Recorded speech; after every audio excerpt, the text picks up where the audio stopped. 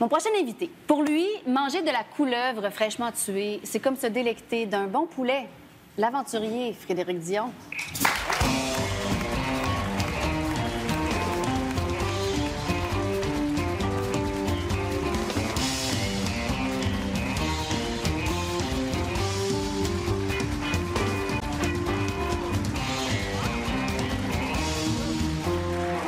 Bonsoir, Frédéric. Bonsoir.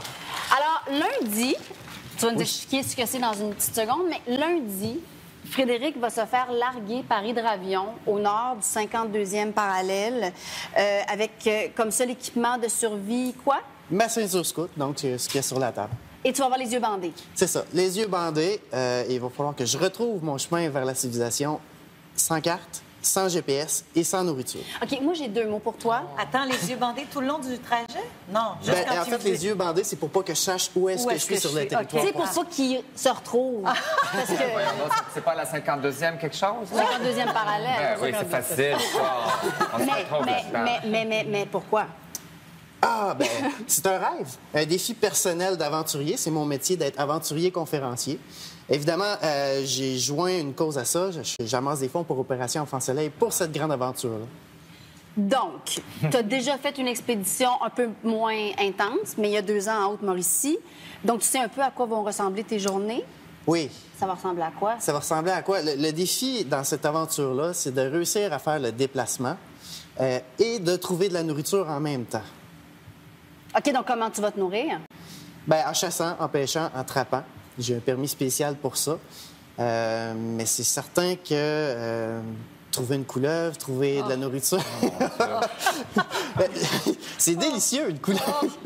Qu'est-ce que ça goûte? Ça goûte le poulet. Pour vrai? Mais là... non, mais je dirais pas que les... Je dirais pas que les gens se mettent à chasser les couleuvres chez eux. C'est interdit. J'ai posé la question au ministère. Ça prend un permis. Oh, OK. Un permis de chasser la couleuvre? J'ai jamais entendu ça. Moi, je veux savoir, la première fois que tu as fait une aventure comme celle-là, là, c'est quoi, tu penses, qui t'a poussé à vouloir faire ça? Parce que moi, ça m'est déjà arrivé d'avoir le goût de faire ça, mais je ne l'ai pas fait. Qu'est-ce qui fait que tu l'as fait? Je pense que c'est l'amour de la nature, du plein air, du défi. Puis moi, je tripe à ça. Tu sais, j'étais scout. Quand j'étais petit, j'étais scout. Je rêvais d'être dans des forêts, de faire des expéditions. Puis c'est devenu mon métier. Ça fait 10 ans que je fais des aventures comme ça, de toutes sortes. Et de faire une aventure comme celle-là, que j'ai jamais vraiment fait, c'est une façon d'être cohérent avec mon slogan, mon message. En conférence, je dis aux gens, osez l'aventure, passez à l'action. Dans vos projets, pas obligé d'aller faire de la survie. Mais pour moi, de faire ça, de me lancer dans un projet, une situation complètement folle, ben, c'est une façon d'être cohérent puis d'aller vivre miracle. Frédéric, alors tu pars uniquement avec ça. Ouais. Qu'est-ce que ça te permet de faire ça? Il n'y a pas de tente puis pour le dodo, non? Non, il n'y a pas de tente, pas de matelas de sol. Cellulaire. Ben, j'ai un téléphone satellite, j'ai une balise de détresse. OK. GPS, non? Et ce qui est intéressant avec la balise et le téléphone, c'est que vous allez pouvoir me suivre en temps réel durant l'aventure. Donc, avec la balise, sur mon site Internet, vous allez pouvoir savoir où est-ce que je suis, comment mon déplacement, comment je me déplace. Par téléphone, je vais pouvoir vous dire ce qui se passe aussi sur le terrain. Et donc, vous allez savoir si je suis dans la bonne direction. Ou si t'es dans le champ. Littéralement. Mais personne ne va pouvoir te dire si tu es dans le champ. Non, puis c'est une règle. Ah, OK. Les médias avec qui je vais faire des entrevues, on a un protocole où est-ce qu'ils n'ont pas le droit de me dire rien sur la météo et rien sur le terrain et rien sur l'aventure. Frédéric, en 2 mots, qu'est-ce que ça te permet de faire, ça? Bien, ça s'appelle un packraft. Donc, c'est une mini-embarcation. Ça pèse 5 livres. Et moi, ça va me permettre de descendre une rivière. Parce que la façon la plus rapide de me déplacer, c'est de suivre un cours d'eau. OK. Mais c'est pas gelé dans ce coin-là? Ça gèle la nuit, mais c'est encore l'été, donc il n'y a pas de problème OK. pour ça. Mais ça me permet de faire des bonnes distances une fois que j'ai atteint l'eau. Mais dans le bois, faire 1,5 km/h, ça prend une excellente condition physique. Donc, une grosse journée dans le bois, c'est 9 km. Ah, seulement. Puis là, le territoire, ça va te prendre combien de kilomètres? Revenir combien de temps? Retrouver Je ton chemin? devrais être à peu près à 200 ou 300 km de la mon civilisation la plus proche. Donc, ça va te prendre combien de temps? J'espère 10 jours. Parce que passer 10 jours sans nourriture, ben, on devient un peu plus misérable. Puis est-ce que c'est dangereux? Peux-tu te faire attaquer par les animaux? Ouais, les animaux. Je pose la question, c'est quoi la bête sauvage qui a fait le plus de décès en Amérique du Nord dans les 10 dernières années? Moi, je dirais l'ours polaire, non? L'ours Non, polaire. l'araignée. L'araignée? Le chevreuil. Ah ouais? À cause de... Des accidents? Des accidents de OK, de voiture.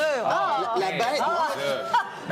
Deuxième question. La bête sauvage qui s'est le plus attaquée à l'homme? L'homme. Oh. Sauvage. Je peux vous donner des noms, là, vite de même. C'est une liste à La passer. bête sauvage, je sais pas. L'écureuil. Hein? L'écureuil. On a 2 fois plus de chances de se faire attraper par la foudre que par un ours. Donc, vrai? on a des fausses croyances par rapport aux animaux sauvages. Donc, tu risques pas bien de te faire attaquer.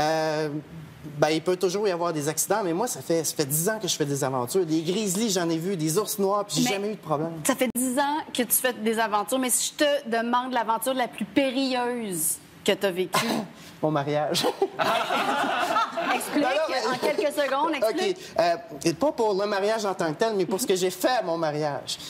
Il y a l'arrivée de la mariée, tout le monde le sait. Nous, on faisait ça sur notre terrain, notre futur lieu de maison, où on allait se bâtir. Et moi, j'ai décidé d'arriver en tyrolienne. Donc, l'arrivée du marié la plus virile possible, comme Tarzan, en tyrolienne. En tuxedo. En tuxedo. Et j'avais à peu près 100-150 pieds à faire. Et sur le 100-150 pieds, je suis arrivé en criant. À mi-chemin, il y avait une souche. En fait, le seul obstacle sur mon chemin, il y avait une souche. Puis le câble a cassé, puis je suis tombé sur la souche. Ah, mon Dieu. Ah, ta femme devait être heureuse. Moi, je pensais que Alors- tu fait attaquer par un écureuil. Alors, pour suivre le défi Portée disparue 52 en direct sur le web ou pour participer aux conférences de Frédéric, consultez notre site Internet. Toutes les infos sont là.